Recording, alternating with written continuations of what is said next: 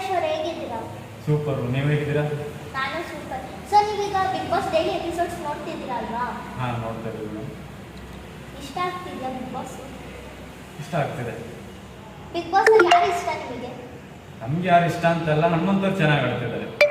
ಹನುಮಂತ್ ಅವರು. ಸೊ ಹನುಮಂತ್ ಅವರು ಫಿನಾಲೆಗೆ ಹೋಗಿದ್ದಾರೆ. ಅದ್ರ ಪ್ರಕಾರ ನಿಮ್ಗೆ ಏನು ಅನ್ಸುತ್ತೆ ಅವ್ರ ಬಗ್ಗೆ ಹೇಳಕ್ಕೆ? ಒಳ್ಳೆ ಆಟ ಆಡ್ಕೊಂಡು ಬಂದಿದ್ದಾರೆ. ಸಖತ್ತಾಗಿ ತಮ್ಮ ಬ್ರೈನ್ನ ಯೂಸ್ ಮಾಡ್ಕೊಂಡು ಆಡ್ತಾ ಇದ್ದಾರೆ ಅನ್ಸುತ್ತೆ. ಹಾಗಾದ್ರೆ ಮೋಕ್ಷಿತನೂ ಫಿನಾಲೆಗೆ ಹೋಗಿದ್ದಾರೆ. ಅವ್ರು ಹೇಗೆ ಆಡ್ತಿದ್ರು? ಮೋಕ್ಷಿತ್ ಅವ್ರದ್ದು ತುಂಬ ಏರುಪೇರು ನೋಡಿದ್ದೀವಿ. ಎಲ್ಲೋ ಒಂದು ಕಡೆ ನಾನು ನಿಯತ್ತಾಗಿ ಆಟ ಆಡ್ತೀನಿ ಅಂತಾರೆ. ಕೆಲವೊಂದು ಕಡೆ ಮಾತಾಡಬೇಕಾಗಿದ್ದಾರೆ, ಮಾತಾಡಲಿಲ್ಲ.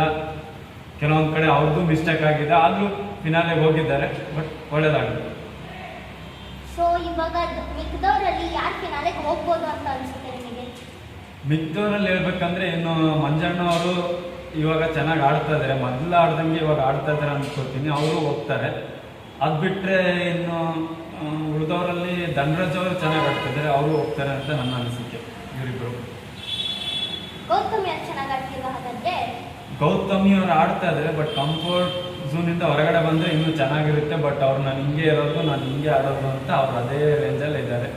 ಅದೇನಾಚು ಹೊರಗಡೆ ಬರುತ್ತೆ ಅಂತ ನೋಡ್ತಾ ಇದ್ರೆ ಎಲ್ಲೂ ಹೊರಗಡೆ ಬರ್ತಾಯಿಲ್ಲ. ಬಟ್ ಅದಕ್ಕೆ ಕಾರಣ ಅವ್ರು ಮನೆಗೆ ಹೋಗ್ತಾರೆ ಅನ್ನೋ ನಂಬಿಕೆ ಇದೆ. ಸೊ ರಜತ್ ಅವ್ರು ಹೇಗೆ ಆಡ್ತಿದ್ದಾರೆ? ಅವ್ರ ಬಗ್ಗೆ ನೀವೇನು ಹೇಳಕ್ಕೆ ಇಷ್ಟಪಡ್ತೀರಾ? ರಜತ್ ಅವರು ಎಲ್ಲೋ ಗುಂಪುಗಾರಿಕೆ ಮಾಡಲ್ಲ, ಒಬ್ಬನೇ ಆಡ್ತೀನಿ ಅಂತ ಒಳಗೆ ಎಲ್ಲೋ ಗುಂಪುಗಾರಿಕೆ ಮಾಡ್ತಾ ಇದ್ದಾರೆ ಅನ್ಸುತ್ತೆ. ಅದರಲ್ಲೂ ಮಂಜಣ್ಣನ ಬಗ್ಗೆ ತುಂಬ ಭಯ ಇದೆ ಅನ್ಸುತ್ತೆ.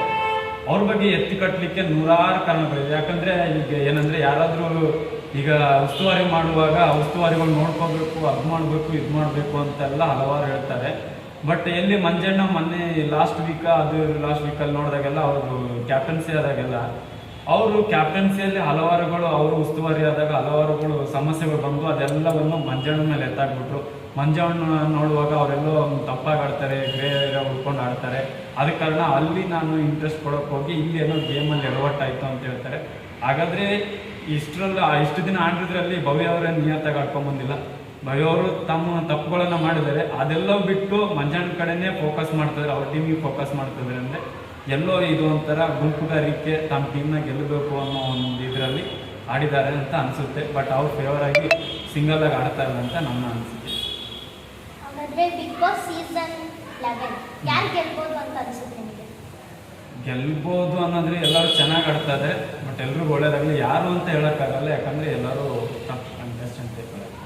ನಿಮಗೆ ವೋಟ್ ಮಾಡಿ ಅಂತ ಚಾನ್ಸ್ ಕೊಟ್ಟರೆ ಯಾರಿಗೆ ವೋಟ್ ಮಾಡ್ತೀರಾ? ನಮ್ಗೆ ವೋಟ್ ಮಾಡಿ ಅಂತ ಚಾನ್ಸ್ ಕೊಟ್ಟರೆ ನಾವು ನಮ್ಗೆ ಸಪೋರ್ಟ್ ಅಂದರೆ ಮಂಜಣ್ಣ ಅವರು ಸಖತ್ತಾಗಿ ಆಡ್ತಾ ಇದ್ದಾರೆ. ಎಲ್ಲೋ ಗೌತಮಿ ಅದು ಇದು ಅಂತ ಹೇಳ್ತಾರೆ. ಬಟ್ ಅದೇ ಜನಗಳು ಹೇಳ್ತಾ ಇದ್ದಾರೆ ಗೇಮಲ್ಲಿ ಚೆನ್ನಾಗಿ ಆಡ್ತಾ ಇದ್ದಾರೆ ಅದು ಇದು ಅಂತ.